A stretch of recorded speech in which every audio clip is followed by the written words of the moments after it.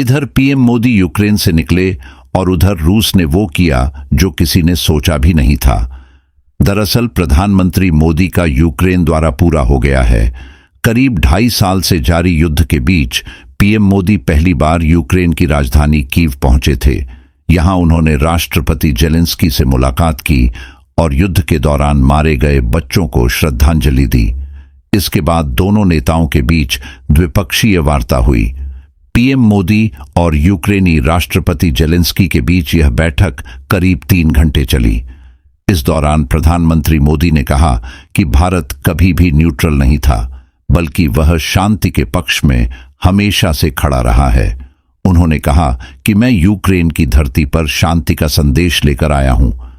अगर दोनों देशों के बीच युद्ध समाप्ति और शांति के लिए भारत कुछ कर सकता है तो वह इसे एक मित्र के नाते जरूर निभाएंगे।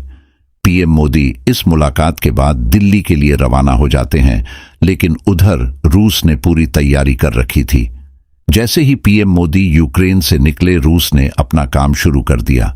आपको बता दें कि यूक्रेन ने आज जारी युद्ध के बीच अपना स्वतंत्रता दिवस मनाया। रूस और यूक्रेन के बीच संघर्ष फिर से तेज हो गया। दोनों ने एक दूसरे पर ड्रोन और मिसाइल से हमले किए। खैरसान पर रूसी सेना की गोलाबारी में एक महिला की मौत हो गई और एक शख्स घायल हो गया। यूक्रेनी वायुसेना ने कहा कि उसने 7 ड्रोनों को नष्ट कर दिया। रूसी लंबी दूरी के बमवर्षकों ने स्नेक द्वीप के क्षेत्र पर 4 क्रूज मिसाइलों से हमला बोला, जबकि खेरसान पर भी हवाई हमला बोला गया। क्षेत्रीय गवर्नर अलेक्जेंडर गुसेव ने कहा कि यूक्रेन की सीमा से लगे दक्षिण पश्चिमी वोरोनिश क्षेत्र में 5 ड्रोन गिराए गए, जिससे 2 लोग घायल हो गए। ड्रोन की चपेट में आने के बाद गोला बारूद डिपो में विस्फोट के वीडियो भी प्रसारित हो रहे हैं। यूक्रेन की सीमा से सटे बेल्गोरोड क्षेत्र में एक ड्रोन हमले में 2 लोग घायल हो गए। इस बीच यूक्रेन के राष्ट्रपति वोलोदिमिर जेलेंस्की ने मोदी के जाते ही रूस के खिलाफ कई कानूनों पर हस्ताक्षर किए हैं।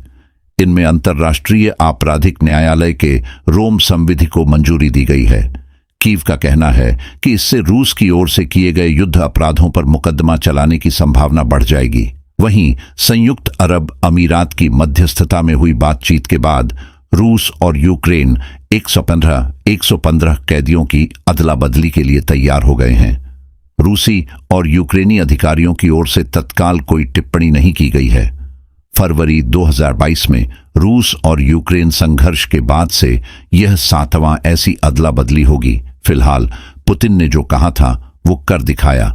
जब तक पीएम मोदी यूक्रेन में रहे, रूस ने कोई हमला नहीं किया, लेकिन पीएम मोदी के जाते ही रूस ने ताबड़तोड़ हमला शुरू कर दिया और अब यूक्रेन भी जबरदस्त पलटवार कर रहा है। तो आप इस खबर पर क्या कहेंगे? अपनी राय हमें कमेंट कर बताएं और बने रहिए आपके अपने चैनल खबरों का खजाना के साथ।